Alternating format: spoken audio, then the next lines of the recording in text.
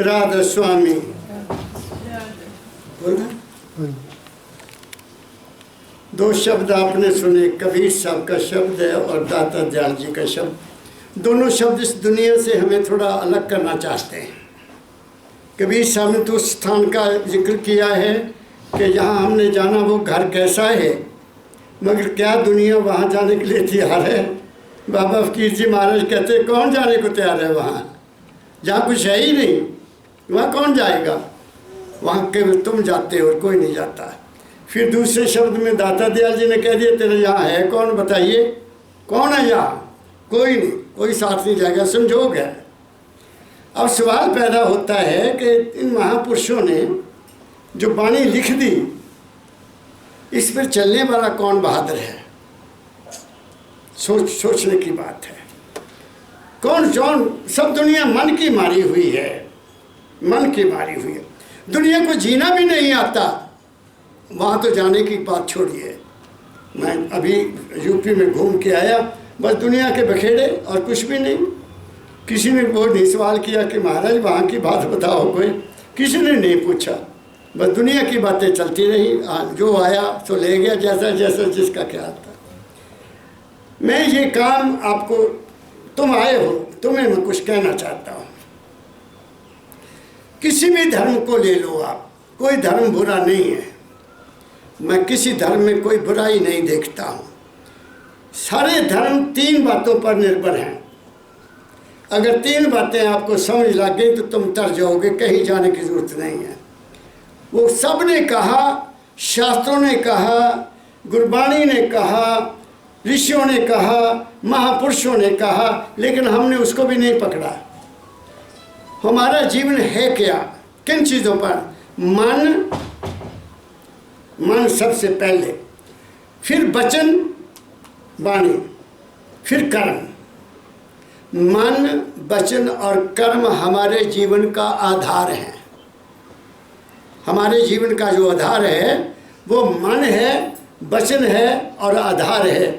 जिस आदमी को इन तीनों का ज्ञान हो जाएगा वो उसके आगे जाने का प्रयास करेगा।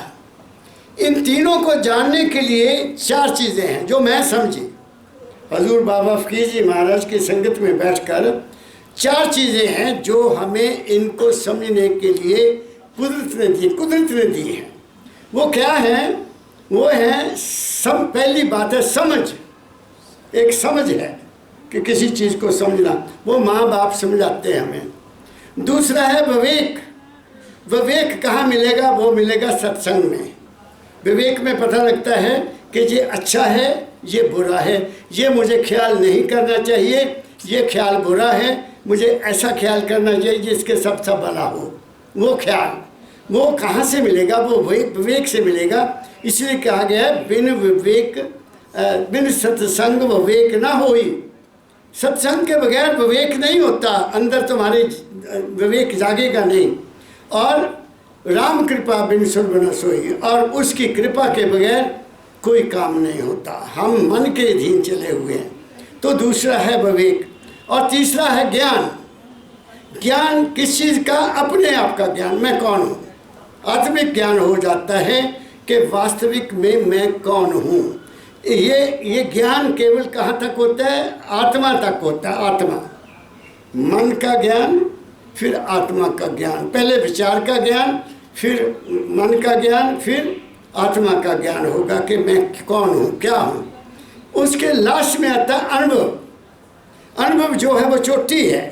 अनुभव से हम कहाँ पहुँचेंगे? यहाँ कबीर साहब का इन्होंने शब्द बोला, सखिया वह घर सबसे न्यारा। वहाँ कोई तरद्दुद नहीं है, कोई सूरज नहीं है, कोई चांद नहीं है, कोई अपना नहीं, कोई पराया नहीं, ना गुरु है, ना चेला है, ना जप है, ना तप है, ना सांझ है, ना सवेरा।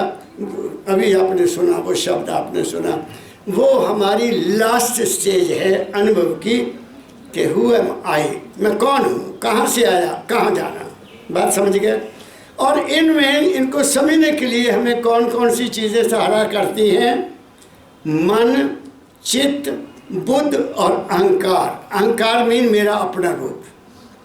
मन केवल बात को मन बाहर से देखकर तुम्हें विचार देता है। बिना देखे कोई विचार पैदा नहीं होता। जिस चीज़ को देखोगे तो तुम्हें विचार पैदा होगा, खाओगे तुम्हें विचार पैदा होगा, सुनोगे तो नया विचार मिलेगा, किसी चीज़ को टच करोगे तुम्हें विचार पैदा होगा कि नहीं होगा। तो ये चार चीज़ें हैं, मन, चित्त तब होता है जब हमारा मन ठहर जाता है, चित्त हो गया, ठहर हो गया। ठहरने के बाद फिर क्या होता है, उसमें बुद्धि पैदा होती है, हमारी अकल चित्त के बाद पैदा होती है। अकल से फिर नई नई खोज निकलती, नए नए विचार निकलते हैं, अंदर से विचार निकलते हैं, अंदर से सूक्ष्म, कारण से कारण, महाकारण से महाकारण। जैसी जैसी तुम्हारी प्रकृति है, जैसा जैसा तुम्हारा कर्म है, जैसा जैसा तुम्हारा खान पान है, उसके मुताबिक तुम्हारे अंदर से बुद्धि कर्म करेगी। बात समझ गए आप। तो आगे फिर जब हम बुद्धि से भी आगे चल जाएंगे तो वहाँ क्या, वहाँ तुम हो। अहंकार का मतलब क्या, अहंकार वो नहीं है जो दुनिया कहती है इसको बड़ा अहंकार हो गया। अहम मीन मैं, आकार मीन मेरा रूप, मेरा रूप, अहम। बात समझ गए। अहम मीन मैं, आकार मीन मेरा रूप, दोनों को मिला दो तो अहंकार बन जाता है। बात समझ गए। तो ये चीज़ें जो हैं ये कहाँ मिलती हैं, सत्संग में मिलती हैं। अब सवाल पैदा हो गया कि फिर हम करें क्या, क्या मूर्ति पूजा करें, क्या तीर्थ करें, क्या व्रत करें, क्या दान करें, पुण्य करें, उल्टे लटक जाएं, योगी बन जाएं, सन्यासी बन जाएं, क्या कहाँ भागे। संतों ने कहा कुछ भी करने की जरूरत नहीं है। अरे मन धीरज काहे न धरे, पहले तो बाजिया के धीरज धरो। फिर कहा काहे रे मन खोजन जाई, ये भी गुरबानी है। तू मन किथे खोजन जाना भाई, वो जो सदा निवासी, जो सदा वो तेरे अंदर है, बाहर नहीं है। यही संतों ने कहा, यही गुरु साहबान ने कहा, ऋषियों ने किसी और ढंग से कहा, लेकिन हमने सुना नहीं। मेरा देश एक महान देश है जहाँ अध्यात्म की सबसे बड़ी रिसर्च की गई है कि मैं कौन हूँ। दूसरे देशों में साइंस ने तरक्की किया, दूसरे देशों में साइंसदानों ने हमें सब कुछ दिया, ये बिजली दी है, पता नहीं क्या क्या सुख दिए हैं। दुनिया साइंस ने हमें बाहर की ग्रॉस मैटर, जिसको स्थूल सुख कहते हैं, वो दिया। संतों ने हमें अंदरूनी सुख दिया। बाहर का सुख सदा रहने वाला नहीं है। अभी बिजली चली जाए तो सभी आए, बिजली चली गई, अंधेरा भी हो गया। हमें परमानेंट सुख तो नहीं दिया ना, हमें परमानेंट सुख किसी ने नहीं दिया। हर चीज़ बदल रही है। आज बिजली है, कल को कोई और हो जाएगी। तो मैं दिल्ली में था तो मेरे रिश्तेदार एक साइंटिस्ट, वो इंजीनियर है, उन्होंने कहा महाराज जी ये जो पेट्रोल सब खत्म हो जाएगा, अब गाड़ियाँ पानी पर चलेंगी। मैं कहा अच्छा, और बना भी दी है, गाड़ियाँ पानी पर चलती हैं, हाइड्रोलिक उसको गाड़ी कहते हैं। एक जगह तो कहते उन्होंने ये ट्रैक्टर है ये बना दिया। अब ट्रैक्टर तो बहुत ज़्यादा काम करता है, तो वो आगे 5-7 साल में हमारे पास गाड़ियाँ ऐसी आ जाएंगी जो पानी पर चलेंगी। एक दफ़ा पानी पा दिया फिर ज़रूरत नहीं है, वो अपने आप ही सब कुछ करता रहता है अंदर ही, ऐसा इंजन बना दिया। बिजली की गाड़ियाँ तो आ ही गई हैं, तो बिजली भी एक दिन ख़त्म हो जानी है, वो तो रहेगी नहीं। तो इंसान बाहरमुखी बहुत तरक्की कर रहा है, लेकिन अंतर्मुखी अशांत हो रहा है, बहुत अशांत है, बहुत अशांत है। उस अशांति को दूर करने के लिए संतों ने बाहर मुख से हमें अंतर्मुख कर दिया कि भी अंदर देखो तुम कौन हो। तुम शरीर वास्तव में नहीं हो, तुम मन भी नहीं हो, तुम बुद्धि भी नहीं हो। तो ब्रह्मदयाल जी महाराज कहा करते थे spirituality starts where intellect ends. हमारा असली जीवन वहाँ से शुरू होता है जहाँ हमारी बुद्धि नहीं है, जहाँ हमारा अंदर की इंटेलेक्ट नहीं है, वो ऐसा कहा। तो इसलिए संतों ने कहा, तो मैं आपको शब्द सुनाता हूँ। स्वामी जी महाराज का निकालो शब्द, खोज ली पिया को निज घट में। उन्होंने कहा पिया, पिया किसको कहते हैं? मालिक को। हमारे समाज में, इंडिया में औरत के पिया पति माना जाता है कि तेरा पिया कहाँ गया। पिया पिया कहते ना, पति मालिक, तुम्हारा मालिक कौन है। स्वामी जी कहते हैं कि एक तो वो हो गया पति पत्नी का मालिक, तो क्या हमारे शरीर का भी कोई मालिक है। ये संतों ने खोज की है और कई साहिबान ने, कई गुरु साहिबान ने अपने आप को औरत के रूप में प्रकट किया है कि वो साईं है, मैं औरत हूँ, वो मालिक है, मैं पत्नी हूँ। ऐसा कई महापुरुषों ने कहा है। तो वो पिया कहाँ मिलेगा। क्या वो किसी मूर्ति में है, नहीं है। कोई मूर्ति आपको कुछ नहीं देगी। क्या स्नान करने से तुम निकल जाओगे, पार हो जाओगे, बिल्कुल नहीं। स्नान करने से भी वो नहीं मिलेगा। क्या केवल जाप करने से निकल जाओगे, नहीं निकलोगे। मैं तजुर्बे की बात कर रहा हूँ। क्या केवल सिमरन तुम्हें पार कर देगा, नहीं करेगा। क्या तुम्हारा ध्यान जो है वो तुम्हें वहाँ पहुँचा देगा, नहीं करेगा। सिमरन और ध्यान क्या करते हैं, वो तुम्हारे मन की जो मेंटल एनर्जी है उसको जहाँ इकट्ठा करते हैं, तुम्हारी विल पावर, तुम्हारी इच्छा शक्ति बढ़ जाती है और तुम्हारी कामनाएं पूरी हो जाती हैं। बस इतना है। लेकिन मेरा तजुर्बा थोड़ा सा और है कि अगर उसके भाग्य में नहीं है इंसान के, उसका करनी नहीं है, उसकी करनी और रहनी नहीं है, वो उल्टा होकर लटक जाए, उसका मन यहाँ आएगा ही नहीं। क्या कहा मैंने, आ जाएगा, नहीं आएगा। ये तो कोई भाग्यशाली होगा जो मन को यहाँ लाएगा। लेकिन यहाँ दौड़ गया, कभी वहाँ दौड़ गया, कभी वहाँ दौड़ गया, दौड़ता है ना, मैंने देखा है इसको लड़कर। इसलिए परमदयाल जी महाराज कहा करते थे, कबड्डी खेलो, मन नाल कबड्डी खेलो, इनू पकड़ो, इनू ढा दो, तब जाके तुसी उत्थे पहुँचोगे। और फिर क्या कहा स्वामी जी महाराज ने, आपको वाणी सुना देता हूँ कि ये कैसे मिलेगा। तुम्हारा पिया जो तुम हो, वास्तव में तुम हो। पहले तो ये बात मान लो, ये पूरा निश्चित कर लो, ये बिल्कुल अटल सत्य है कि देश देश हमारा नहीं है, पहली बात। दूसरी बात, ये शरीर भी हमारा नहीं है, ये मांग कर लिया हमने। कुदरत ने हमें दया की, कुदरत ने बड़ी कृपा की कि इसको मिट्टी लाए, फिर जल लाए, फिर अग्नि लाए, फिर हवा लाए, फिर आकाश का तत्व डाला तो हम बोलने के योग्य बने। ये यूं ही नहीं बना है, इसको कुदरत ने बनाया है। माटी एक अनेक भांति से साजी सृजनहारे, ये उसने बनाया है, हमें नहीं पता इसका। कोई बताए कि मैंने बनाया, कोई कहे कि मैं बड़ा खूबसूरत है, पर तय नहीं खूबसूरती बताए तो किसी ने, जिसको उसने जैसा बनाना वैसा बना दिया, तो वो फिकाए कहे कि मैं बड़ा खूबसूरत है। और खूबसूरत वो नहीं है, बनाने वाला खूबसूरत है जिसने हमें बनाया। हम खूबसूरत नहीं हैं, हम अच्छे नहीं हैं, हम कुछ भी शारीरिक रूप से तो हम क्या हैं, खुद ही सोच लो हमारा शरीर क्या है। आँखों से पानी निकलता है, कान से भी गंदगी निकलती है, ज़ुबान से भी बलगम निकलती है, नाक से भी कोई चीज़ अच्छी नहीं निकलती, और शरीर के तत्वों से क्या क्या निकलता है, तुम खुद सोच लो। ये तो एक भंडार है। एक वचन गुरु नानक साहब का, हाँ जी, वो कहते हैं, मासों निम्मे मासों जम्मे हम मासे के पांडे। हाँ जी, है गुरु नानक साहब का, मास से पैदा हुए। मास से बात, ये बड़ी ऊंची बातें हैं, यहाँ कहाँ काम करेंगे। आगे पढ़ो। अब मैं सुनाता हूँ वो पिया कैसे मिले। संतों ने हमें यही कहा, सभी संतों ने यही बार बार कहा, भाई बाहर कुछ नहीं है, बाहर कुछ नहीं। दाता दयाल जी ने कहा, परम दयाल जी महाराज ने कहा, स्वामी जी महाराज ने कहा, हजूर महाराज ने भी कहा, सब ने कहा।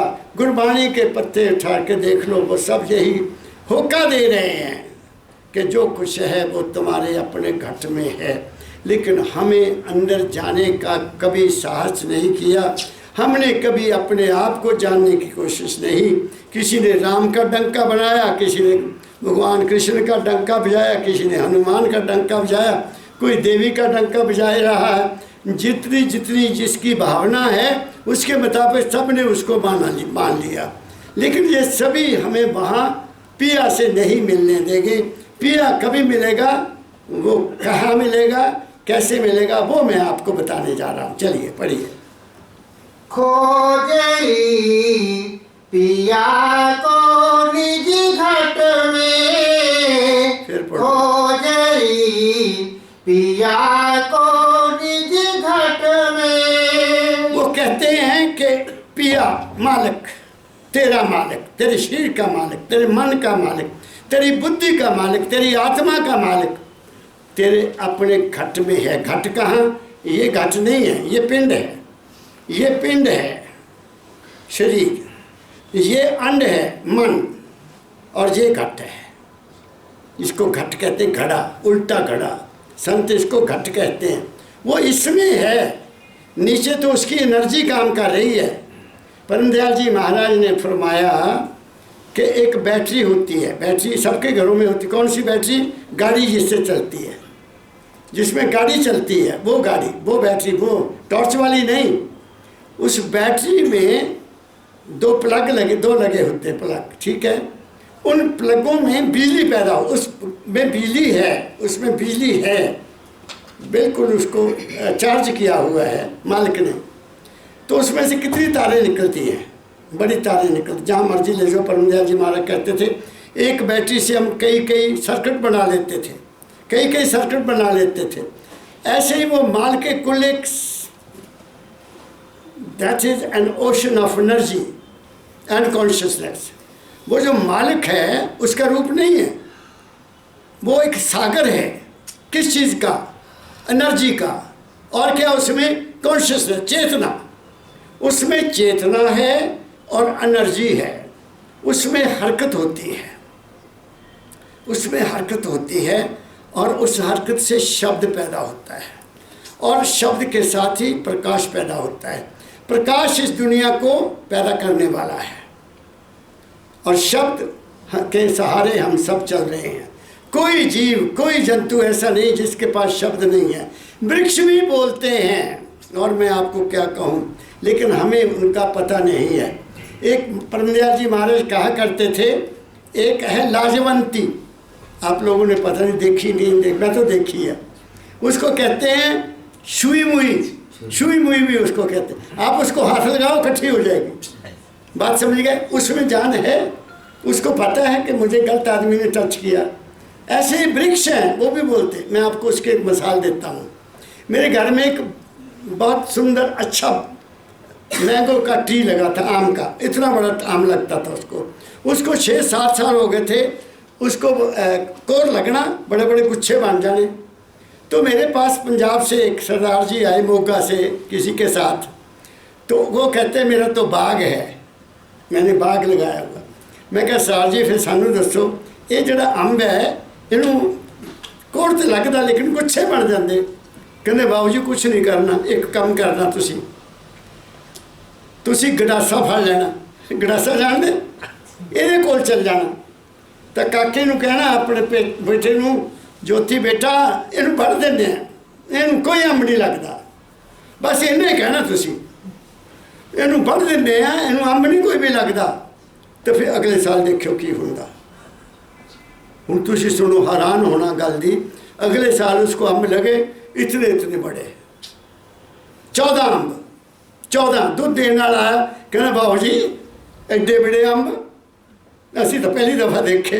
मैं क्या गड़ासे तो डरते नहीं, कहता मैं दिंदा तो लूँ अंब। तो मैं समझा कि इनमें ये भी सुनते हैं, मुझे होना चाहिए अनुभव कि नहीं, कि वृक्ष भी हमें सुनते हैं। हर चीज़ में वो ताकत है, उनमें भी कोई चीज़ है, हम में भी कोई चीज़ है। हर वस्तु जहाँ कोई निर्जीव नहीं है, सब में वो व्यापक है। सर्वनिवासी सदा अलेपा, सर्वनिवासी, वो सर्वनिवासी है ताकत। तो वो हमारा पिया कहाँ मिलेगा?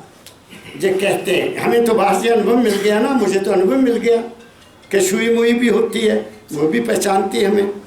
एक हुए हैं डॉक्टर रंधावा, IAS सबसे पहले ऑफिसर इंडिया ने आज़ादी तो बाद, he was the only ICS अफसर। उसने बहुत साइंटिस्ट था वो, उसने बड़ी किताबें लिखी।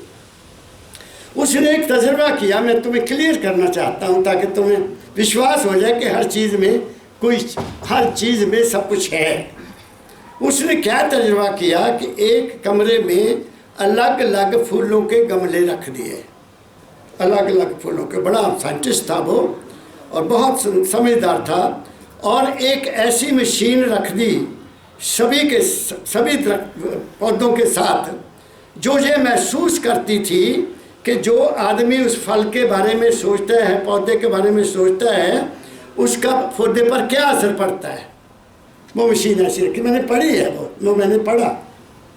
तो लोगों को कहा, कुछ एक सिलेक्टेड ऑफिसर्स को कहा, उनकी लेडीज़ को कहा कि आप इस कमरे से जाओगे, इन फूलों को देखना, आपने इन फूलों को आपने देखते जाना और उनके बारे में कुछ कहना नहीं है, विचार करना कि तुम्हें अच्छा लगा या बुरा लगा, ये करना।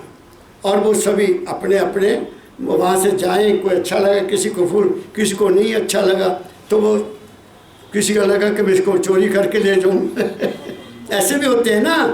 तो वो निकल गए। तो उसने फिर शाम को उन सब को स्टडी किया, तो उनमें उन पौधों के ऊपर क्या असर हुआ, उस पौधे ने क्या महसूस किया कि इस आदमी ने मेरी सिफत की या इसको मुझे बुरा कहा, वो सब कुछ रिकॉर्ड हुआ। उसने ये साबित किया कि इन पौधों में भी सेंस है। और आगे चलता हूँ, आज से को 1000 साल पास 2000 साल समझ लीजिए, हमारे देश में धन्वंतरी बहुत उच्च कोटि के वैद्य हुए हैं और चरक भी एक बहुत उच्च कोटि के वैद्य हुए हैं। वो सब जड़ी बूटियों के बारे में जानते थे कि ये किस लिए है, किस लिए नहीं है। अब उस वक्त कोई टेस्ट तो नहीं थे, उस वक्त कोई लेबॉर्ट्रीज नहीं थी, तो वो क्या करते थे, वो पौधे के पास बैठ जाते थे, पौधे के साथ बैठ जाते थे और कंसंट्रेट करते थे, उस पर ध्यान देते थे, ध्यान देकर फिर उससे बातें करते थे। बहुत ऊंची बात कह रहा हूँ मैं, बहुत ऊंची बात कह रहा हूँ। तो वो पौधों से बात करते थे और उस बात से समझ लेते थे कि ये पौधा कहता मैं किस लिए हूँ। अब एक एग्जाम्पल आपको देता हूँ। मैं तुम्हें ये बताना चाहता हूँ कि हर चीज़ में वो विद्यमान है। जैसा बॉडी है उसके अनुसार उसमें वो बैठा है। कहते हैं कि भगवान राम, लक्ष्मण और सीता जी जंगल में थे, तो राम जी के यहाँ एक फोड़ा हो गया, फोड़ा जहाँ एक फोड़ा हो गया और बड़ा दर्द करता था। तो वो शहर को निकल जाते थे शाम को, चल थोड़ा घूम लेते हैं। तो वहाँ उनकी पगडंडी के पास एक पौधा लगा हुआ है, एक पौधा लगा हुआ है। उस पौधे ने लिखा है, ये मुझे नहीं पता झूठ है सच है, हे राम आपके यहाँ जो ये तकलीफ़ है आप मुझे तोड़कर इसके साथ लगा दीजिए, ये ठीक हो जाएगा, ये लिखा है। तो उन्होंने कहा कि अगर इसे ठीक हो ही जाना तो मैं तुम्हें क्यों तोड़ूं, राम ने कहा उनको, उस पौधे को। लेकिन वो तोड़ा नहीं। जब वो वापस आए सैर कर दे तो वहाँ ऐसे ही उनको ठोकर लगी, वो पिठ के बल उस पौधे पर गिर गए, ये लिखा है वहाँ। पिठ के बल ऐसे गिरे, वो साथ लग गया और वो फिस गया, वो फोड़ा फट गया। इससे क्या साबित हुआ कि हमारे देश में ऐसे पौधे हैं जो बहुत बड़े बूटी का काम करते हैं। उसमें से 2 मिसालें मैं आपको दे देता हूँ। हमारे लिए तुलसी माता का पौधा, इसको लोग इसकी शादी भी करते हैं, मैंने देखा तुलसी की शादी, लोग पौधे की शादी।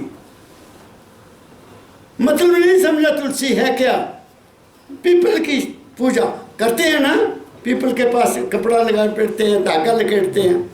ये 2 पौधे ऐसे हैं जो दिन रात ऑक्सीजन देते हैं, दिन रात ऑक्सीजन देते हैं। ऑक्सीजन हमारी ज़िंदगी है, ऑक्सीजन बंद कर दो डेथ हो जाएगी। तो इसलिए उन ऋषियों ने सोचा ये कलयुगी जीव जो हैं इनको पता तो है नहीं, ऐसा कर दो, लिख दो कि तुलसी की पूजा किया करो, उसके पास दिया जला के रखा करो ताकि उसकी ऑक्सीजन ज़्यादा बेड़े में हो जाए, घर में ज़्यादा ऑक्सीजन आ जाए। पीपल के पास जाओ, उसके साथ फेरे लो, तुम्हें ऑक्सीजन ज़्यादा मिल जाएगी, तुम तंदुरुस्त हो जाओगे। मेरी बात समझे? तो हर पेड़ हर पौधा हमारे लिए बहुत ही जीवन देने वाला है। क्या कहा मैंने? तो वो अपना कर्म भोग रहे हैं, हम कर्म करते हैं, हम कर्म करके फिर फंसते हैं। एक इंसान है जो कर्म करता है, बाकी कोई और जीव जंतु कर्म नहीं करता, वो अपना जीवन भोगता है। तो हमें क्योंकि कर्म करने का अधिकार है, तो फिर क्यों कह दिया संतों ने, मन वचन कर्म से शुद्ध रहो। आगे जाऊंगा, फिर आगे चलो। खोजई पिया को निज घट में। ऐ इंसान, तू इस शरीर के मालिक को अपने अंदर देख, वो कौन है। इसका मतलब ये है आगे, जो तुम पिया से मिलना चाहो तो भटको मत जग में। वो कहते हैं कि अगर तुम अपने आप को जानना चाहते हो कि तुम्हारे अंदर कौन है, तो इस दुनिया में मत भटकते फिरो। इसीलिए कबीर साहब ने एक शब्द में आपको सुनाया हुआ है, बिछड़े हैं जो प्यारे से भटकते दर बदर फिरते। वो भटकते फिरते हैं, कभी कहीं कभी कहीं कभी कहीं कभी, क्योंकि उनको ख्याल ही ऐसा दिया गया। बच्चा पैदा हुआ, इस्लाम मुसलमान के घर पैदा हुआ, तो बच्चे को कहाँ ले जाएंगे? मस्जिद में। तो वो मुसलमान का ख्याल उसके अंदर आ जाएगा, उसको दूसरा कोई सूझेगा ही नहीं।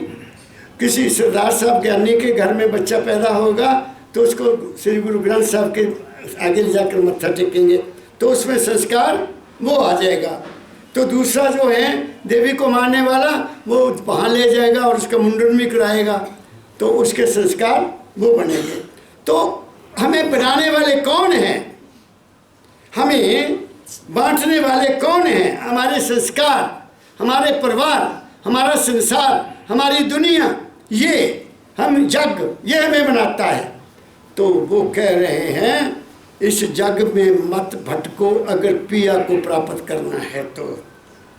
पिया प्राप्त तब होगा जब तुम इन सब चीज़ों से अलग हो जाओगे।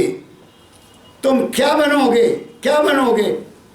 केवल बच्चा, बच्चा जिसमें अभी कोई द्वेष नहीं है, जिसको ना धर्म का पता है ना कर्म का पता है, वो पूर्ण रूप से मालिक का रूप है।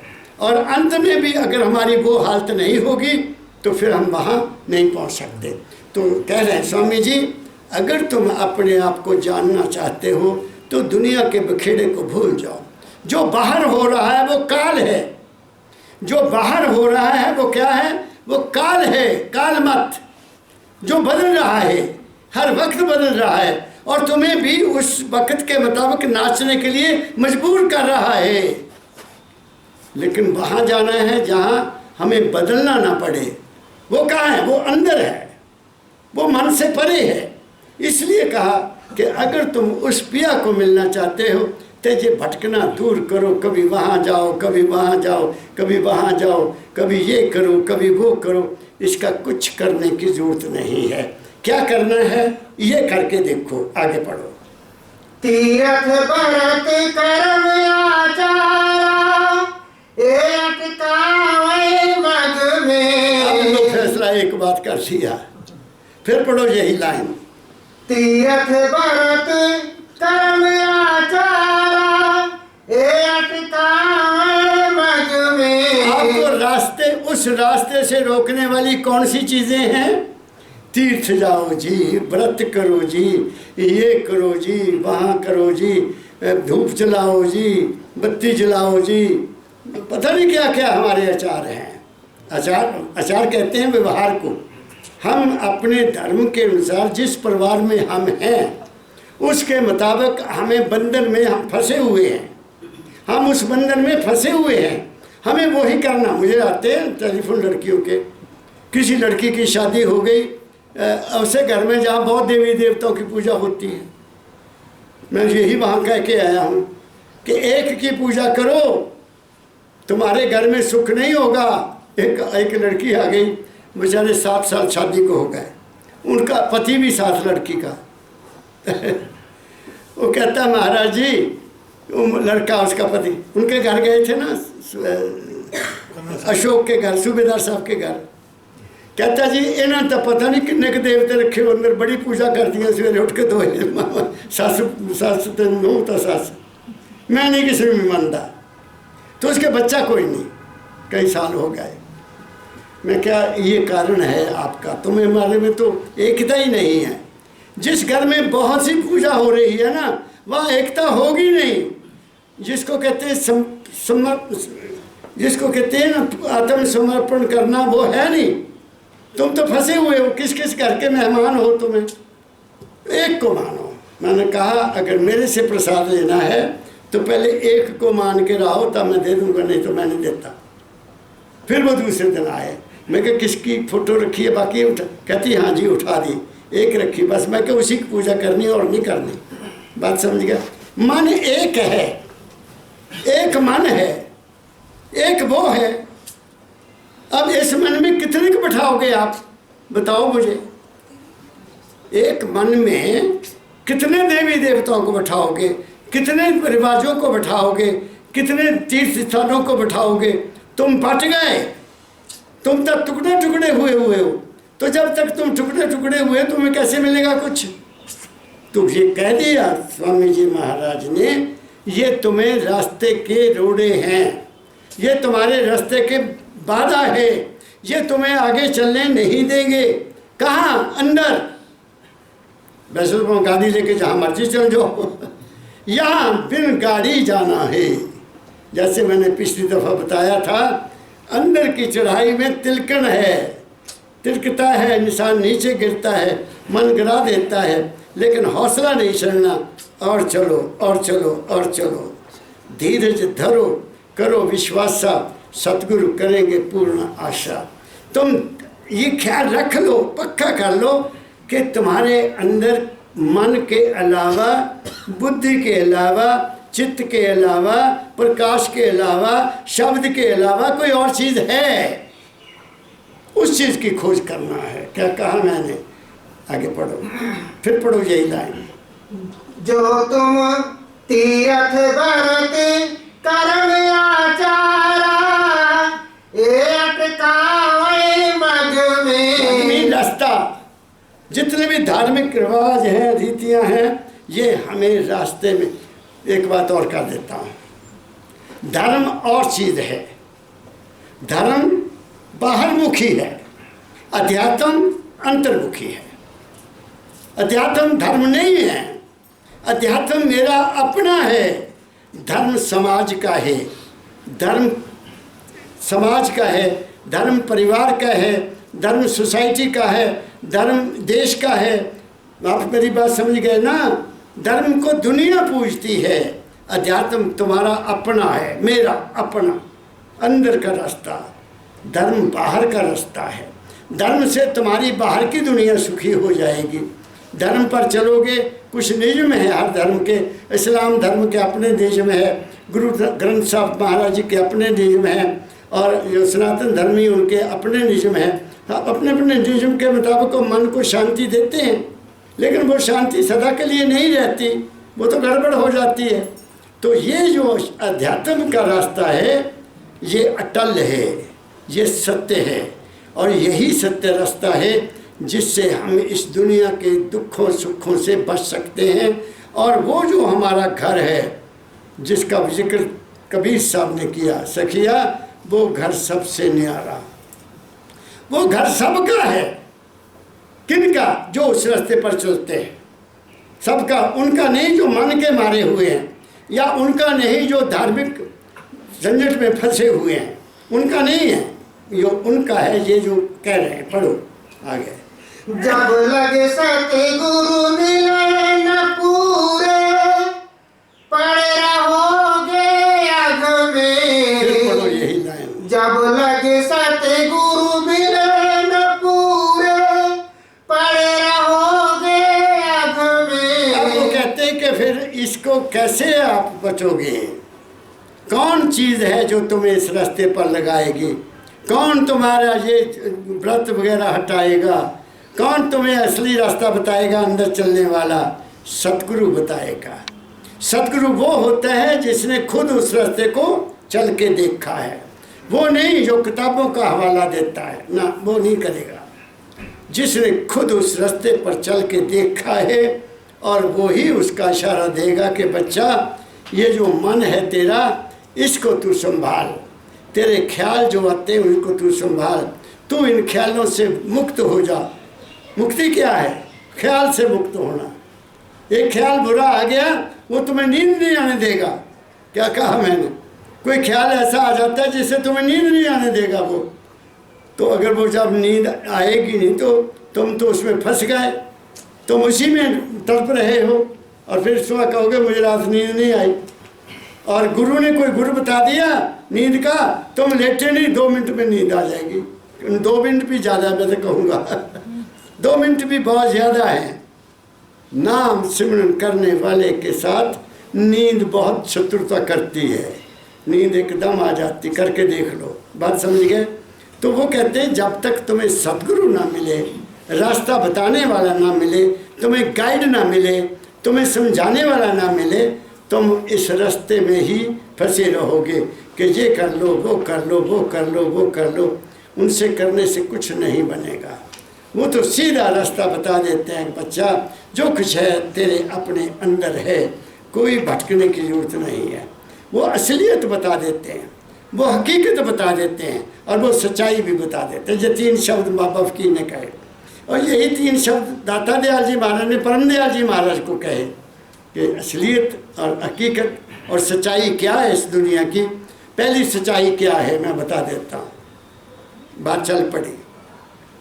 पहली सच्चाई ये है कि ये संसार मुसाफिर खाना है, ये पहली सच्चाई है। दूसरी हकीकत क्या है? मालिक एक है, ये हकीकत है। उसका रूप कोई नहीं है, उसका रंग कोई नहीं है और वो सर्वव्यापक उसकी शक्ति है। वो स्वयं यहाँ नहीं है ना, वो यहाँ नहीं। दुनिया कहती ना परमात्मा उसमें रहता है, परमात्मा किसी में भी नहीं है। परमात्मा की अंश है, मालिक की अंश है। और क्लियर कर देता हूँ, एक कहते हैं ईश्वर। ईश्वर, ईश का मतलब है शक्ति, वर मतलब मालिक। औरत का वर होता है ना, शक्ति ब्याह कर दे वर से, तेरा वर ये ब्याह तेरा, ऐसा ही है ना। ईश्वर जिसमें शक्ति है वो ईश्वर है। इसलिए हिंदुस्तान में राजा शक्तिशाली होते थे, उनको लोग उस वक्त ईश्वर कहते थे। परमेश्वर उससे बड़ा, वो परमेश्वर है जिसके पास पूर्ण शक्ति है। वो पूर्ण शक्ति होती है, उसमें वो पूर्ण होता है, पाँव से लेकर अंगूठे से लेकर यहाँ तक वो पूर्ण होता है, उसको परमेश्वर कहते हैं। संत परमेश्वर होते हैं, संत ईश्वर नहीं होते। ईश्वर साध होता है, ईश्वर वो होता है जो अपनी शक्ति का प्रदर्शन करता है, रिद्धि सिद्धि करता है, वो ईश्वर बन गया। बात समझ गए? आत्मा प्रकाश है, परमात्मा बड़ा प्रकाश है। आत्मा को कहा गया ब्रह्म।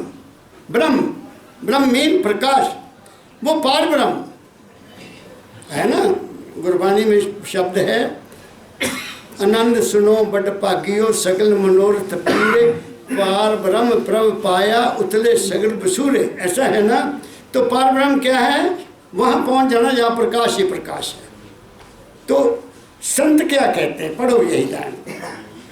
जब लगे सतगुरु मिले न पूरे, पड़े रहोगे आग में। कहते तुम बस मन के चक्कर में पड़े रहोगे जब तक तुम्हें सतगुरु नहीं मिलेगा। वो बताएगा असली रास्ता। कैसे? आगे पढ़ो।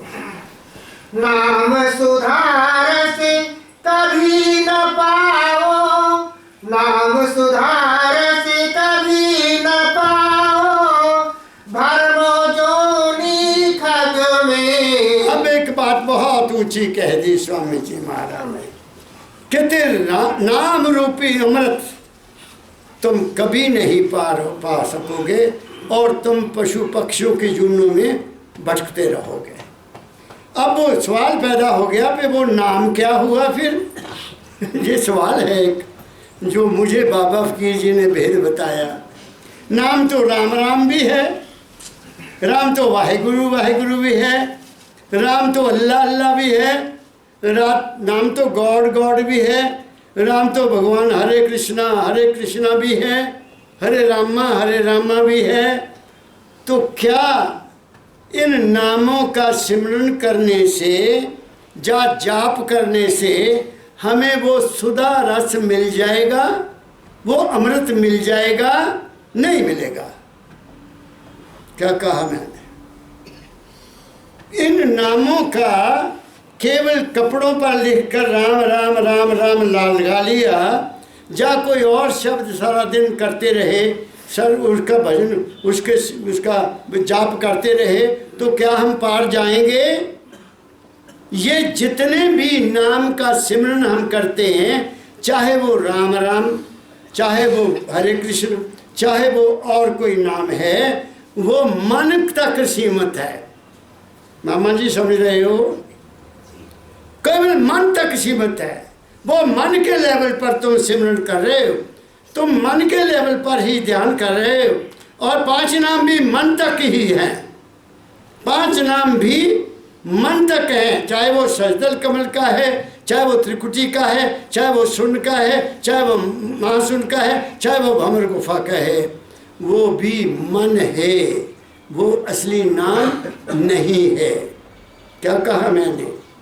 तो असली सुधारस नाम कहाँ होगा? पढ़ो वही लाइन। नाम सुधारस कभी न पाओ, भरमो योनि खग में। कहते हैं कि तुम्हें इन जाप करने से, इनसे वो नाम नहीं मिलेगा जो हमें वहां पहुंचा दे। कौन से घर? सखिया वो घर सबसे न्यारा। वो कौन देगा? सतगुरु बताएगा। वो कहाँ है? कबीर साहब ने एक इशारा कर दिया, मैं भी इशारे में बात कर देता हूँ। माला फेरूं ना हर भजूं, मुख से कहूँ न राम। मैं ना माला फेरता हूँ, ना मैं राम राम जपता हूँ, मैं ये काम नहीं करता। मेरा राम मुझे भजे तब पाऊँ विश्राम। क्या कहना चाहता हूँ? वो क्या है? वो क्या है? तीनों बंद लगाए कर, गुरु नानक साहब, तीनों बंद लगाए कर, आंख बंद, कान बंद, मुंह बंद, सुन अनहद टनकोर। नानक सुन समाधि में, नहीं सांझ नहीं बोर। ये वो नाम है। वो वहां से आती है आवाज, अंदर से आएगी। कब आएगी? जब तुम बाहर की दुनिया से आंख को मोड़ लोगे। मामा जी बात को पकड़ो। जब तुम कानों को बाहर के सुनने से बंद कर लोगे, जब तुम बिना, एक शब्द गुरबाणी में आता है, मुंह के बोलिए चित्त सुन तरे प्यार है ना, जो जपजी साहब में है। ऐ इंसान तू मुंह से तब बोल जब कोई प्यार ना सुननू तैयार होवे। एक कितनी अच्छी बात है, लेकिन हम तो हर जगह बोलते हैं, कोई सुने ना सुने, मुंह के बोलिए जित सुन तरे प्यार। तो उस बात को कौन सुनेगा जहाँ कुछ है ही नहीं? वो अपने आप वहाँ से आवाज़ आती है, उसको कहते नाम। वो है नाम की प्राप्ति। उसको संतों ने कहा उसको जिस गुरु नानक साहब ने कहा सतनाम, वो सत्य है, वो नाम सत्य है, बाकी कोई नहीं। और स्वामी जी महाराज के प्यारे शिष्य राय बहादुर सालग्राम जी साहब ने रिसर्च की और आगे रिसर्च की, तो दोनों जा रहे हैं गली में, आगरे की गली में जा रहे हैं। किसी ने सवाल कर दिया, स्वामी जी महाराज ये सालग्राम साहब तुम्हारे शिष्य हैं या आप इनके शिष्य हैं? ये लिखा है। तो स्वामी जी ने महाराज ने कहा कोई पता नहीं, ये मेरे गुरु हैं, मुझे नहीं पता, मैं इनका गुरु हूँ। एक चेला हो गए, गुरु चेला एक हो गए। बात समझ गए? क्या मतलब? शिष्य वो होता है जो गुरु के मुखारबिन से निकली हुई शब्द पर उसी तरह से चले जिस तरह से हुक्म दिया गया है, और वहां पहुंचे जहां से गुरु ने बैठकर उनको आशीर्वाद दिया। क्या कहा मैंने? जब वहां पहुंच जाओगे तो फिर सुधा रस, वो अमृत का रस, कोई ख्याल नहीं रहता, वो वहाँ है, यहाँ है वो शब्द, यहाँ वो शब्द है। हमने वो कब खो दिया ये भी बता दूं। हम उस शब्द से कब अलग हो गए? कोई नहीं बताता। मामा जी आप आए हैं, तुम्हारे लिए बोल रहा हूँ, तुम प्यारे हो, गुरु के प्यारे हो। तो जब हम माँ के गर्भ में थे तो 9 महीने उल्टे लटके हुए थे, वो शब्द यहाँ हो रहा था। उस शब्द के कारण मेरे शरीर में अंदर हरकत थी ना। बच्चे पैर भी हिलाते, माँ को पूछो, होते हैं ना। माँ जब घर में होता है तो बच्चा पैर हिलाता है। मैं अपनी वाइफ से बात किया करता था कि बताओ मुझे बच्चे के क्या हाल है, तो वो बताते थे कि हिलता है, ताने भी मारता है पानी में, ठीक है। तो जब 9 महीने के बाद हम आए बाहर, तो सबसे पहले क्या काम किया गया?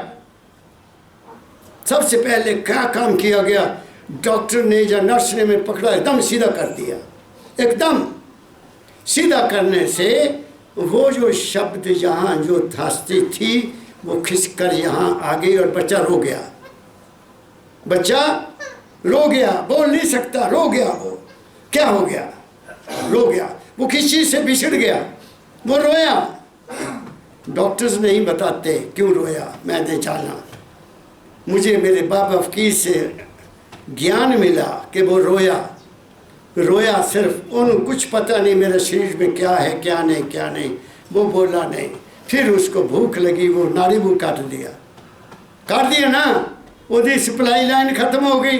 अगर वो काट रहा हो तो उसको खाने को कुछ नहीं मिलेगा, बच्चे की डेथ हो जाएगी। लेकिन माँ के एकदम दूध आ जाता है, आता है कि नहीं? तो अब आप सोचिए कि जो नेचर, जो कुदरत, जो मालिक, जिसने हमें जहाँ भेजा, उसने तो इंतज़ाम पहले किया हुआ है। एक लाइन काट दी, दूसरी लाइन खोल देती, लो ऐसा। जब दांत न थे तो दूध दिया, जब दांत मिले तो अन्न नहीं देगा, फिर जब दांत आ जाते माँ के दीपो तो है नहीं तो रोटी खा। क्या कहा मैंने? फिर लड़का बिस्तरे पर लेटता है, वो हाथ भी मारता है, पाँव भी मारता है। क्यों मारता है? ताकि उनमें भी हरकत आ जाए, वो ताकत नीचे उतर आए। अगर वो ताकत नहीं उतरेगी तो बच्चे का अंग मारा जाएगा, बच्चे का अंग मारा जाएगा। क्या कह रहा हूँ मैं? ये जो हमारे बच्चे पैदा होते हैं, किसी के अंग नहीं चलता है, तो उसका कारण यही होता है कि वो एनर्जी वहाँ तक नहीं गई। वो तभी हाथ पाँव मारता है, हाथ पाँव मारता। माँ बड़ी खुश होती है ना, मेरा पुत्र खेलता है ना, खुश होती है ना, ये लत्ता फेरा मारता। फिर उसको ज़मीन पर उठा देते, वो रुड़ता, फिर रुड़ता ना, हरकत और ज़्यादा बढ़ जाती, फिर वो खड़ा हो जाता, फिर अपने आप चलने लग जाता। तो सारी हरकत फिर हमारे शरीर में आ जाती है। संत कहते हैं, संत क्या कहते हैं कि जब सदगुरु मिला, वो कहता बच्चा तन को थिर कर ले, तन को थिर कर, थिर कर बैठो हर जन प्यारे, सतगुरु तुमरे का सवारे, दुष्ट दूत परमेश्वर मारे, हर की पैज राखी करता रहे। तू ठहर जा, बैठ जा, मन को यहाँ ले आ, ये सुरत भी यहाँ से सारी ऊपर आ जाएगी, शरीर शून्य हो जाएगा। फिर जा मन में आ गया, फिर मन से भी आगे चल, मन को भी छोड़ दे, फिर तू कहाँ पहुँचेगा? महाशून्य में। वहाँ ना शरीर का पता है ना मन का पता है। दो मोर्चे आपने मार लिए और फिर उससे आगे फिर गुरु तेरी मदद के लिए आता है, तू और आगे निकल जाता है, इस मन की दुनिया से आगे निकल जाता है, जिसको आगे कहते हैं भंवर गुफा। वहाँ इसको एहसास हो जाता है जो मैं अब तक देखा वो शरीर और मन था, मैं नहीं था। फिर गुरु वहाँ से उसको आगे ले जाता है। क्या कहा मैंने? इसलिए कहा बिन सतगुरु पढ़ो पढ़ो। पंडित काजी भेख सेख सब, वो पहली लाइन, नाम सुधारस कभी न पाओ, भरमो योनि खग में। आगे मिलेगा फिर नाम, वो नाम नहीं जो मन से ही लिया जाता है, वो सुधा रस मन से परे है, वो सुधा रस बुद्धि से परे है। वहाँ से शुरू होगी स्टेज आपकी अगली। यहाँ दुनिया नहीं है, प्रकाश में चले जाओगे, शब्द में चले जाओगे। क्या कहा मैंने? इससे ज़्यादा और मैं नहीं बोलूँगा, आगे बोलो। पंडित काजी भेख सेख सब, अटक रहे गज गज में। अब इन्होंने कह दिया स्वामी जी महाराज ने, सतगुरु के बगैर पंडित शेख, क्या क्या पंडित काजी शेख औलिया, ये सभी अपने रास्ते में ही अटके हुए हैं, ये भी भटके हुए हैं और तुम्हें भी भटकाएंगे, क्योंकि वो सारा मन का खेल है। जैसे आपने बोला ना कि वो ऐसे दीवार पर देखता था और उसको सीन आ जाता था, वो बता देता था। वो क्या था? Concentration of mind. वो त्राटक लगाते थे, त्राटक में जो मानते थे वो नजर आ जाता था। संत ऐसा नहीं करते, संत तो सहज समाधि में रहते हैं। इसलिए खंडन कर दिया किनका? बोलो फिर दोबारा। पंडित काजी भेख सेख सब, अटक रहे गज गज में। ये सब जग में ही है, मन में ही है, बुद्धि में ही है। इनमें वो चीज नहीं मिलेगी आपको। कहाँ? आगे। इनके संग पिया नहीं मिलना, पिया मिले कोई साध समझ में। उनके संग नहीं मिलेगा। कहाँ मिलेगा? जहाँ साधु की संगत होगी। किसी महापुरुष के स्थान पर जाकर किसी अनुभवी इंसान के पास बैठकर पता लगेगा। किसकी संगत?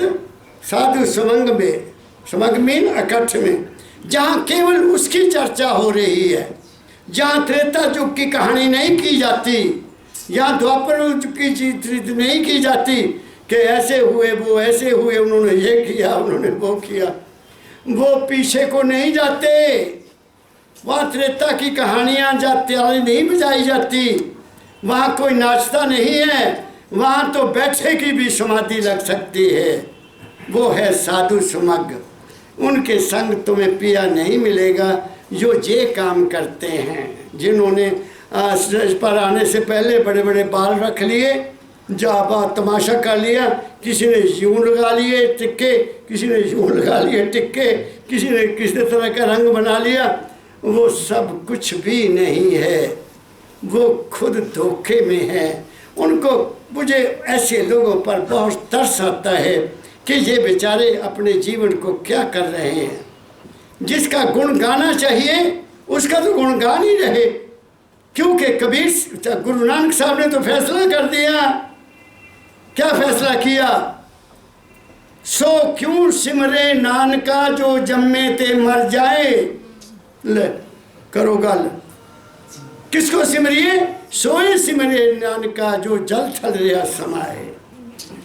बाबा फकीर जी कहा करते थे, ओ मैं भी जम्मिया, मैं भी मर जाना। दाता दयाल जम्मिया, वो भी मर गए। स्वामी जी भी जम्मे, वो भी मर गए। राम भी जम्मिया, वो भी मर गए। कृष्ण भी जम्मिया, वो भी मर गए। तब तुसी कितना पार जाओगे? बहुत बात मैंने ऊंची कह दी है। जो जम्मे सो मर जाए, उन्होंने सिमरन करना। बाबा फकीर ने कहा, मुझे केवल पूजा करोगे, मेरी मूर्ति के ऊपर फूल चढ़ाओगे, मेरे शरीर की पूजा करोगे, और तुम पार नहीं जाओगे, नहीं जाओगे, नहीं जाओगे। तुम्हारा दोबारा जन्म होगा। जो मेरी बात पर चलेगा, मेरी वाणी मेरा अंग है, जो मेरी बात पर चलेगा, अमल करेगा, वही वहाँ पर पहुँचेगा, दूसरा पहुँच नहीं सकता। इससे बड़ा संत और क्या कह सकता है। ये है सतगुरु, जो अपने साथ नहीं लगाते। आज तो दुनिया हाथ जोड़कर ऐसे खड़ी हो जाती है, महाराज आ रहे हैं, दर्शन हो गए, बस मौज लग गई, आनंद हो गया, दर्शन कर लें बस। तो दर्शन कितने मिले? कौन से दर्शन किए तुमने? तुम्हें पता ही नहीं गुरु कहते किसको है। गुरु को मानुष जानते ते नर के ये अंग, दुखी हुए संसार में आगे चमका फन। गुरु किया है दे को सतगुरु चीना ना। गुरु और है, सतगुरु और है। गुरु किया है दे को सतगुरु चीना ना। कहे कबीर दास को तीन ताप भरमा। तीन ताप है, शरीर का रोग भी, मन का भी रोग, और आत्मा का अज्ञान। हमें शरीर का रोग है, पता नहीं क्या कारण है, क्योंकि हमें खाना नहीं आता, हमें पीना नहीं आता, हमें देखना नहीं आता, हमें सुनना नहीं आता, तो रोग तो आएंगे, शरीर के रोग लगेंगे। मन को सहारा कोई नहीं है, कभी कहीं कभी कहीं, कभी कहीं कभी कहीं दौड़े हुए ना लोग। वहाँ भी चलना है, वहाँ बहुत अच्छा है। ये बात मैं मिलता हूँ, मेरे पास कई आते सत्संगी बड़े, कईयों से मेरा पाला पड़ता है, क्योंकि मैं बाबे फकीर के जगह से हूँ ना। मेरा तो कोई गुण है नहीं, गुण तो सिर्फ मेरे गुरु का है। तो वो बता देते हैं कि भाई नाम लिया, अरे हाँ असी भंडारे ते गए सी, सत्संग नहीं कहते, भंडारे ते गए सी। भंडारा में रोटी, भंडारा रोटी होंगी ना। तो मैं पूछता हूँ भंडारे ते गए सी, तुसी मैनू कोई दसो महाराज जी ने केड़ी गल कही है कि सत्संग च जो तुहानू बहुत चंगी लगी। ओह जी खाने का इन्ना प्रबंध उत्थे, हुण तो आटा भी मशीनां नाल गुजदा, हुण तो मशीनां नाल रोटी भी बनती है। मैं बात तुसी रोटी पिछे चले गए, भंडारा ही देखा तुसी, और कुछ नहीं देखा। क्या मिलिया? सब ही आए, सब ही आए, सतगुर आगे, बचन न पकड़ा, दर्शन लागे। कहो क्या सत्संग से फल पाया, वक्त गया और जन्म गवाया। और क्या कहूँ, सभी आते हैं गुरु के आगे, जाए जाऊँ। ऐसे नहीं मिलेगा, ये तलवार की धार है। मन को कंट्रोल करने के लिए बहुत बड़ी कुर्बानी करनी पड़ती है। मन कहता है और खा ले, अंदर से आवाज आती बस, खाना है तो जीने के लिए खाना है, बस खाने के लिए नहीं जीना। मामा जी पकड़ो बात को, खाने के लिए जीते हैं हम, हमें जीना है खाने के लिए सिर्फ। गलत है, उतना खाओ जिससे जीवन चलता रहे, बस। ये स्वादों ने हमें मार दिया, आँख के देखने ने हमें मार दिया, कान के सुनने ने हमें गुमराह कर दिया, और खाने ने हमें जितनी संसार की बीमारियां हमें दे दी। क्या कहा मैंने? आप सत्संग में आए हो, किसी बात को ले लो, तुम्हारा कल्याण हो जाएगा, तुम्हारी मनोकामनाएं अपने आप ही पूरी होती जाएंगे, क्योंकि बात को पकड़ना है ना। आगे पढ़ भाई। यह तो भूले विषय बास में, यह तो भूले विषय बास में, भरम धसे इनकी रग रग में। इनको कहा, पंडित काजियों को कहा, जो हमें गुमराह करते हैं। कहते तो विषय विकार में खुद ही भूले हुए हैं, अपने मंदिरों में लगे हुए हैं, कोई मठों को बनाने में लगे हुए हैं, कोई मूर्तियों की सजाने में लगे हुए हैं, फिर कल नूं कोई जन्मदिन आना तो मूर्ति नूं चंगी तरह धो के सिखा नवे कपड़े पा दियो, भोग फिर लगवाते भोगता। मुझे तो इस देश के उन ऋषियों पर, उन महापुरुषों पर तरस आता है जिन्होंने हमारे देश में एक रिवाज चलाया था, देव कन्या। मंदिर बहुत बड़ा है, वहाँ लड़की को चढ़ाओ जी देव कन्या मंदिर की सेवा करने के लिए। कितना बड़ा जुल्म किया गया हमारी बहनों के साथ। इससे ज़्यादा और क्या अपराध हो सकता है। उन ऋषियों को मैं सवाल करता हूँ, उन मठाधारियों को मैं सवाल करता हूँ कि तुम एक तरफ तो कहते हैं कि इस मंदिर में औरत नहीं जा सकती और दूसरी तरफ कहते हैं कि देव कन्या होनी चाहिए। कितना बड़ा अपराध है, कितना बड़ा अपराध है। अरे जिसने बड़े बड़े ऋषियों को पैदा किया, जिसने माता ने गुरुओं को पैदा किया, जिस माता ने बड़े से बड़े महात्माओं को पैदा किया, उनको तुम मंदिर में या किसी जगह नहीं जाने देते। तुम्हारे जैसा जालिम और हो कौन सकता है। तुम नहीं अधिकार रखते वहाँ जाने का, माँ को पूरा अधिकार है जिस मर्जी मंदिर में जाए। कौन सा ऐसा देवता है जिसको माँ ने नहीं पैदा किया, बताइए मुझे। कोई है माई का लाल जो हवा में पैदा हो गया? कोई भी नहीं, कोई भी नहीं। सो क्यों मंदा आखिए जित जम्मे राजान। जिन जम्मे राजान, क्या कहा उनको तो इन्होंने कहा तुम जा नहीं सकते। हमारे भी यहाँ देव सिद्ध है, हिमाचल में भी देव, वहाँ कोई ऊंची पदवी की औरत आई, उसको भी नहीं जाने दिया। जहाँ औरतें नहीं जा सकती ऊपर, ले और नीचे खड़ी होकर हाथ जोड़ती हैं बेचारी। मैं पूछता हूँ बाबा बालकनाथ की माँ नहीं थी? उसको भी आदमी माँ ने जन्म दिया था। कोई भी होगा, मुझे तो पता नहीं होगा कि भी नहीं होगा, कि मनगढ़ंत कहानी है।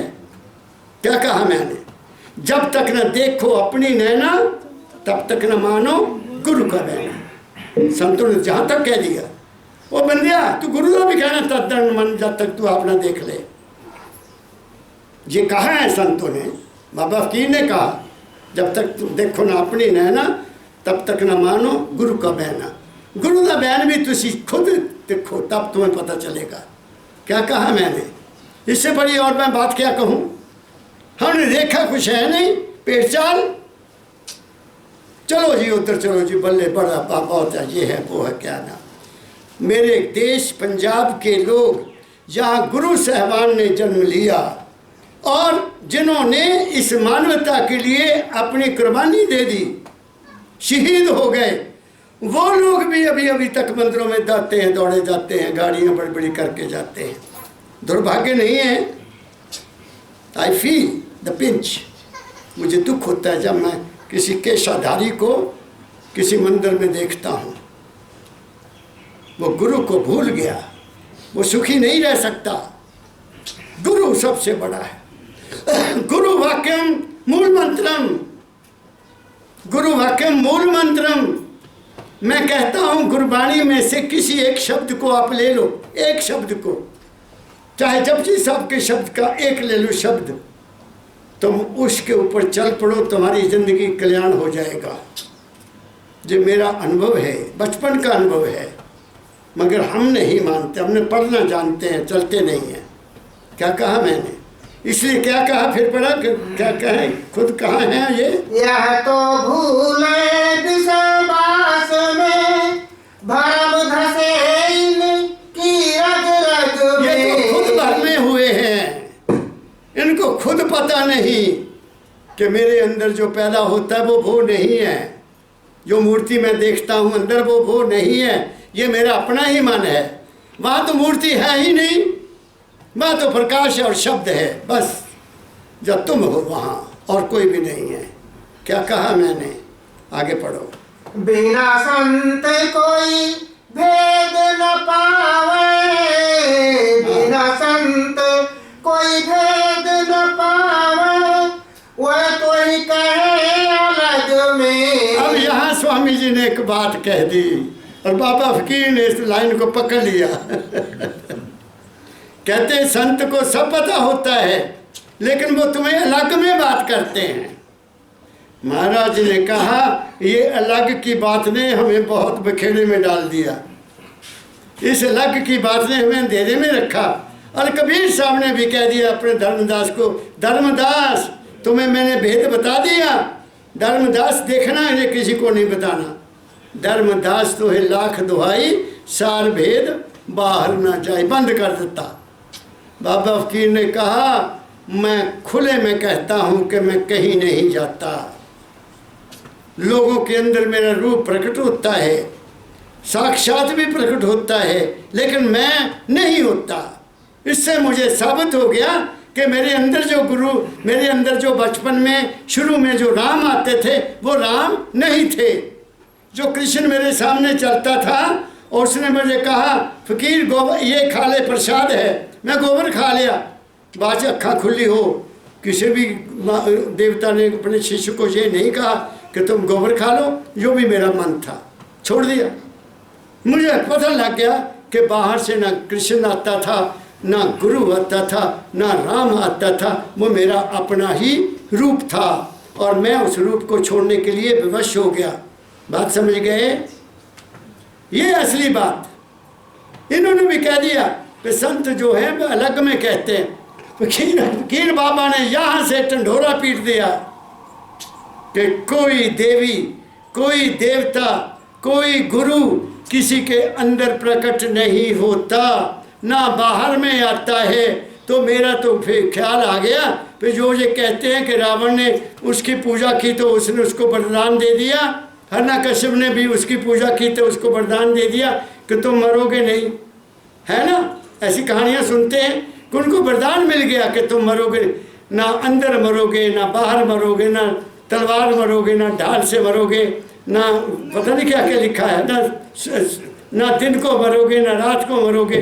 तो मारने वाला ने दरवाजे में पकड़ लिया उसको दरवाजे में पकड़ लिया तो फिर मर गया ना वो। ये सब झूठ है। ऐ इंसान, तेरे अंदर कोई चीज़ बाहर से नहीं आती। ये फकीर बाबा ने दावा किया संसार में, बाकी सब ने अपने आप को पीछे लगाया लोगों को। बाबा सावन सिंह जी महाराज को भी ऐसे लोग कहते, महाराज जी आप आए थे, ओ भाई भैया मैं तो सर से था, नहीं खोल के गल नहीं कही। 1964 में पहली बैसाखी यहाँ हुई तो संत बाबा कृपाल सिंह जी महाराज भी आए थे।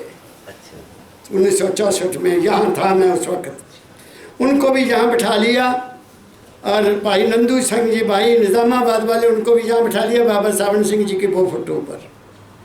और एक दो संत और थे, उनको पूछा कि आप बताओ, मैं, लोग कहते कि मैं उनके अंदर प्रकट होता हूँ, मैं कहता हूँ मैं नहीं था, तुम्हारा अपना ही मन था, आप बताओ आप भी किसी के अंदर प्रकट होते हैं? वो कहते लोग कहते हैं जी प्रकट होते हैं, पर हमें नहीं होते। तो कहते खुले में कहो कि हम तुम्हारे अंदर नहीं जाते। नहीं कहते। सुनो गल और बता देता हूँ। बाबा सावन सिंह जी महाराज 1942 में हाजिर थे।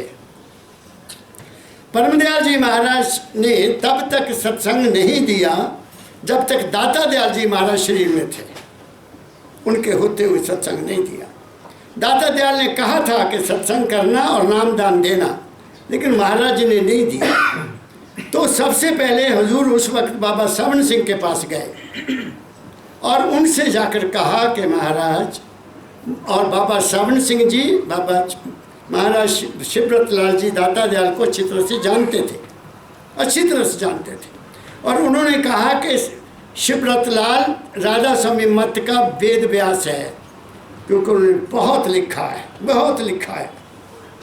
तो महाराज ने कहा मैं आपके दरबार में आया हूँ, मैंने सत्य बोलना है।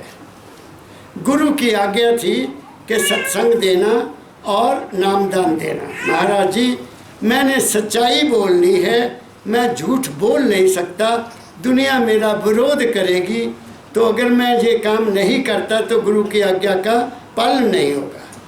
मुझे आप बताओ, आप कह दो कि मैं ना करूं तो मैं अपने उस अपराध से बच जाऊंगा। तो स्वामी जी बाबा सावन सिंह जी महाराज ने क्या कहा, फकीर तुम काम करो, मैं ये सच्चाई नहीं कह सकता, नहीं कह सका, क्योंकि एक तो जीव अधिकारी नहीं है उस सत्य के, दूसरा मेरा डेरा है, डेरे के कारण अगर सच्चाई बता दी तो कितने लोग आएंगे, इतने ही आएंगे ना तो नहीं आएंगे, क्योंकि यहाँ तो मन का ऑपरेशन होता है। ये कहा करते थे मेरे सतगुरु महाराज, तुम काम करो, खुले दिल से करो, मैं तुम्हारी पुश्ते पना रहूँगा। तब महाराज जी कहते मैंने सत्संग, और पहला सत्संग 1942 में हजूर बाबा फकीर ने ब्यास में दिया और वो लोग मुझे मिले, कनाडा में हैं वो कहते मैं बच्चा था उस वक्त जो उन्होंने बताया, तो मेरे माँ बाप मुझे लेकर गए थे साथ।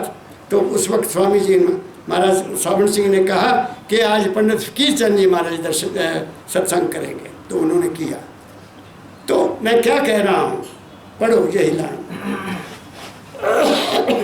बिना संत कोई भेद न पाए, वह कोई कहे अलग में। तो अलग में नहीं कही गई बात, सब क्लियर कर दी मैंने, आगे चलो। जब लग संत मिले नहीं तुमको, खाए ठगोरी तू इन ठग में। तो फैसला कर दिया कि जब संत मिलेगा तो तुम्हें इन सभी बाहरी जितना भी प्रपंच है, पूजा पाठ, तीर्थ व्रत, ज्योति जलाओ जी, ये सब छूट जाएगा।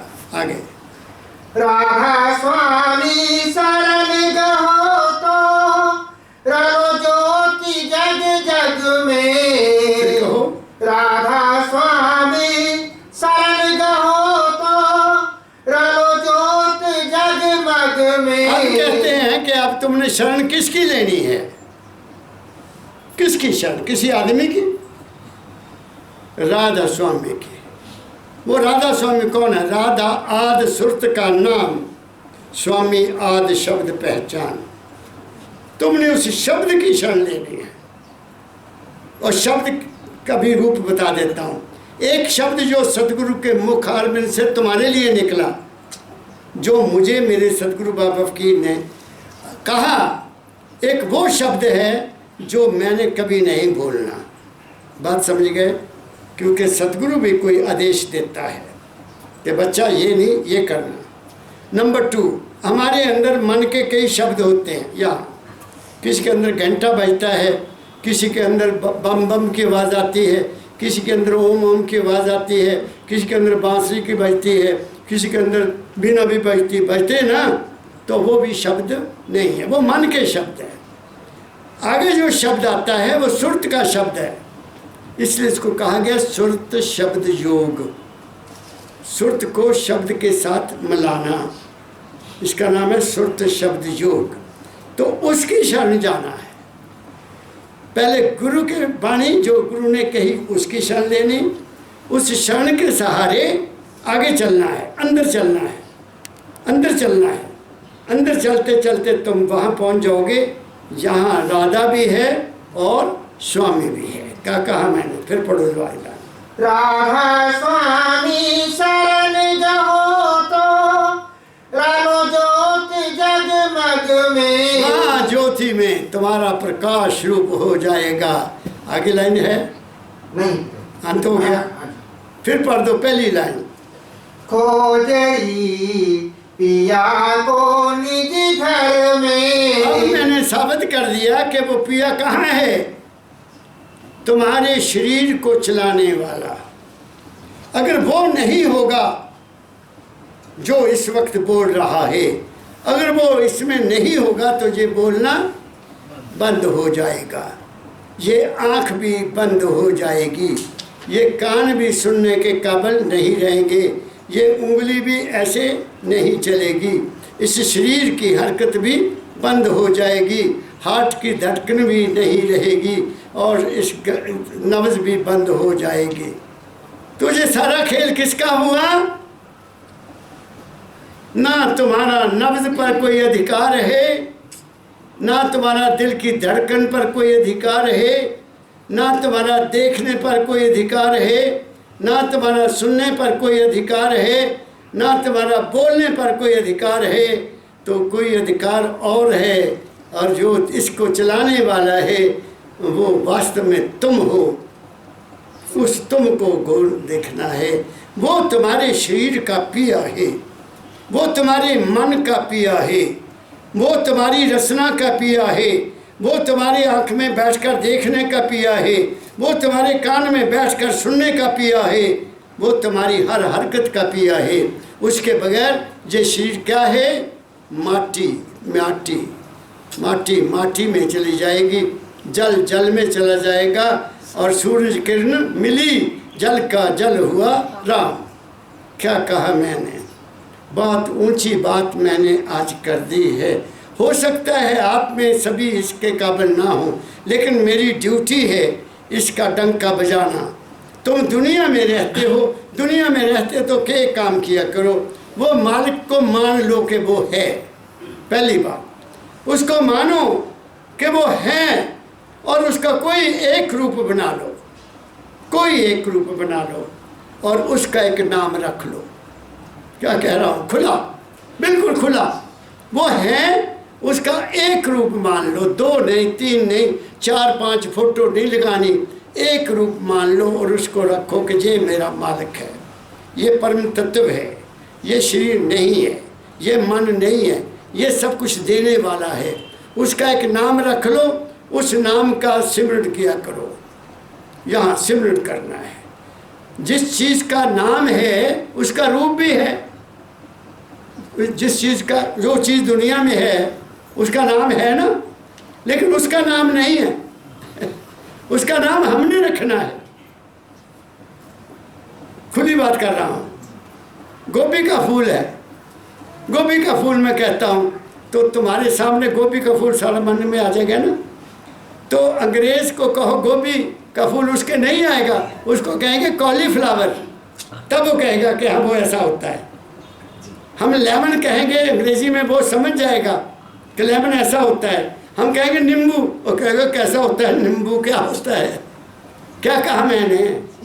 नाम तो वो है जो तुम समझते हो, उसको कोई नाम रख लो, उसका सिमरण करो और उस रूप का ध्यान करो, तुम्हारी दुनिया बन जाएगी, तुम्हारी मनोकामना पूरी होती रहेंगी, तुम्हें मांगने की जरूरत नहीं पड़ेगी। ये दुनिया बनाने का तरीका मैंने आपको बता दिया। जब दुनिया से उतार जाओ, सभी अनुभव कर लो, तो फिर इधर आ जाना। विषयों से जो होए उदासा, परमार्थ की जामन आशा, धन सत्यान पीठ नहीं जाके, खोजत फिर साधु गुरु जाके, फिर वो इधर आए। अगर दुनिया की आशाएं हैं तो दुनिया की आशाएं तो मैंने बता दिया, एक को मान लो, उसका ध्यान करो, सिमरण करो, तुम्हारी आशाएं पूरी हो जाएंगी। कहीं मत्था टेकने की लोड़ नहीं, कितने चढ़ावा देने की लोड़ नहीं, घर ही बैठे सब कुछ पालो। क्या कहा मैंने? इससे बड़ी खुली बात और क्या कह सकता हूँ। आप सब सुखी रहो। मैंने बहुत कुछ कह दिया, आपके मतलब के लिए भी कह दिया, उसकी भी थोड़ा सा इशारा दे दिया। मानो ना मानो तुम्हारी मौज। हमने तो सौदा बेचना, बिना पैसे ते सौदा बेचना। ले लो, ले सकते हो। आप सबका भला हो, आपके घरों में शांति रहे, आपका मन सुखी रहे, आपकी मनोकामना पूरी होए और प्रेम हो आप सब में। सबको बहुत बहुत प्यार भरा राधा स्वामी, राधा स्वामी, राधा स्वामी, राधा स्वामी।